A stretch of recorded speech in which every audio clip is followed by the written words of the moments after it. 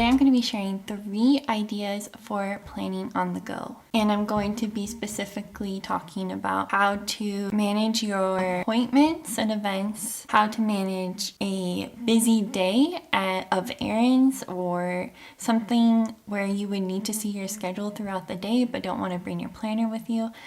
And then finally cover how to keep track of something like an errands list or a groceries list throughout your day.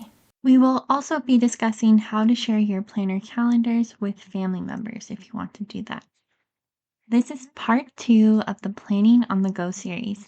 If you haven't seen part 1 yet, I'm going to leave the link in the description below so you can watch that, get caught up, and come back to this video. We're going to start with an example of how this would work in real life and how you would know what needs to be updated in your physical planner.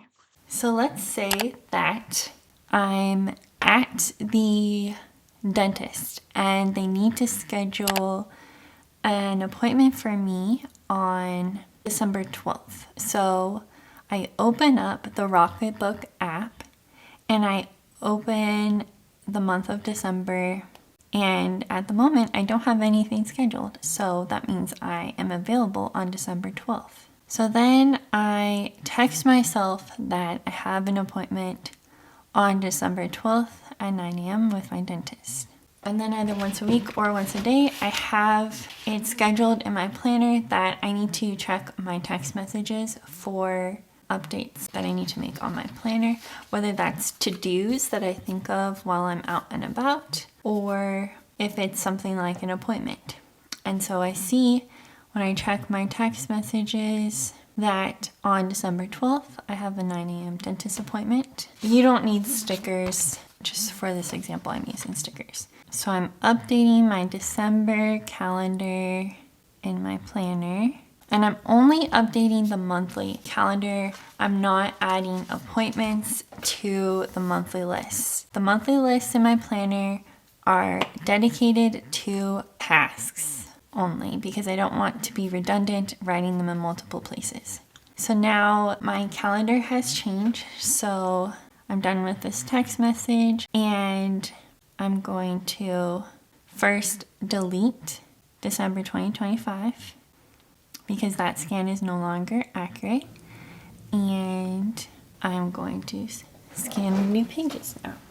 So now December in my Rocketbook app has been updated. So this is one of the advantages of using a Happy Planner because it's a disk-bound system. You can remove the pages and you can scan them in. Now, if you have an extremely busy schedule and you're constantly having to change it, you may want to consider setting up an electronic calendar.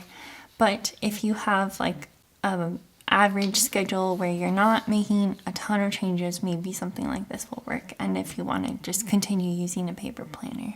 I timed myself and it takes approximately 20 seconds to update 1 month, meaning 2 planner pages, from the moment of opening the app to deleting the old pages to having those newly updated scans in the app. I'm planning to keep this Rocketbook right next to my planner, so I literally just have to open it and then I'm ready to go. If you don't want to text yourself, other ideas for notifying yourself of a change that needs to be made in your planner are emailing yourself or making it part of your weekly or daily routine to check your notes app, for example.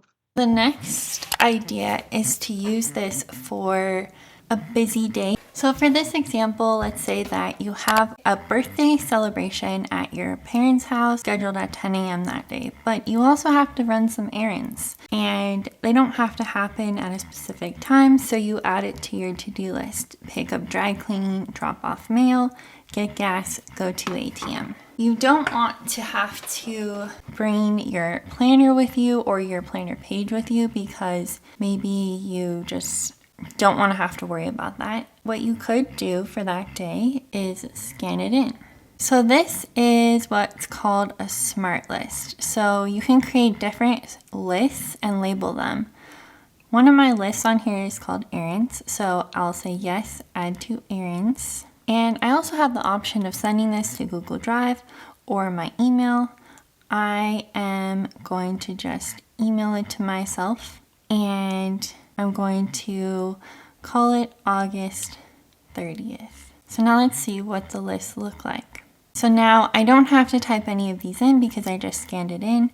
As I'm going throughout my day, I can go to my history and check my schedule, and the only thing I have scheduled is 10 a.m., the birthday celebration, when I have to be at my parents' house. But for my list of what to do, I can just check my errands list, and I can physically check the tasks off as I complete them, which I think is so cool that you can do that. And then once you're done, you can just delete each task. And then another list that you could add are grocery lists. So you can obviously keep your grocery list anywhere you want. For this example, I'm going to do a grocery list on the currently page, but you could also keep your grocery or errands list or whatever list that you want to scan in. You could even keep them in the sidebar on your weekly.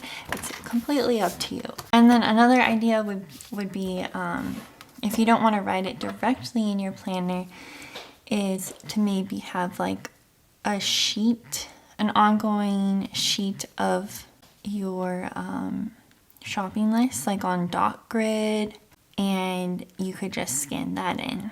In order for the smart list functionality to work, you need to have checkboxes, which is why I drew these on here using a stencil, and also why I used this daily sheet, which already has the checkboxes on them.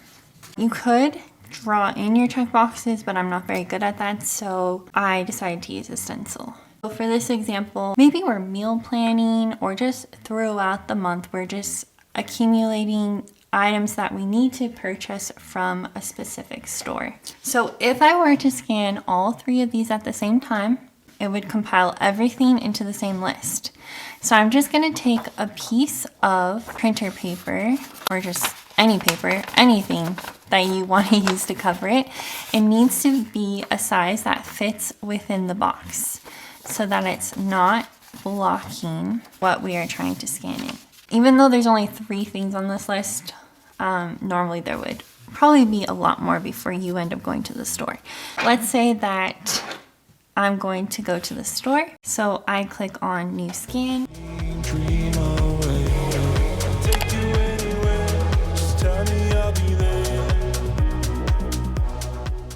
I click on Next, and then I'm going to select which of these lists this falls under. So this is my Target shopping list, so I'm going to click on Target, and maybe if it's relevant, I could add it to a Google Drive calendar. Or email it to my husband, share the shopping list with him if he's the one going shopping. And then when I get to the store, I click on Smart Lists, and then I click on Target. Something else you could do is scan directly from your Target list. Click on this camera icon at the bottom. When you're at the store, you just check the items off, and then when you're done, you can just delete them. You can create any category of list that you want. You can also use this app to send planner calendars and lists to family members so they have the most up-to-date information. You can also have it sent to different locations. So the options are Google Drive, Evernote, Dropbox, OneNote, OneDrive, Trello, Slack, Box, iCloud email, Messages, Asana, and Todoist. So I just decided to send it to Google Drive, and I added a calendars folder on there. And the reason for that is if I want to share that folder with my husband, because I want to share our schedules, or if you have a family calendar that you want to share with your family, you could do that through any of the appropriate apps. So I go to this calendars folder that I created, and if you are using something like Google Drive, then you click on the 3 dots and you click on your folder and you can share it. So I can share this with my husband. And then if for some reason he needs to know like when a vacation is or some other information, he can check that folder because it saves PDFs of every file in here, and he doesn't have to like ask.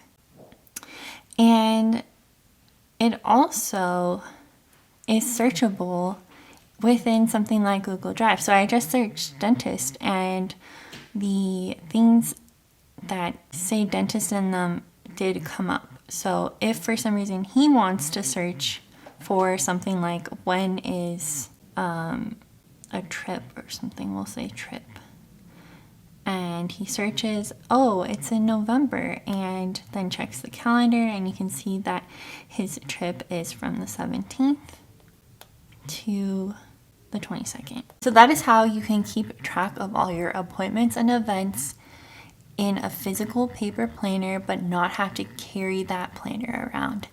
If you want to see more ideas for functional planning, check out this video next, and I'll see you next Saturday. Bye! So dream away.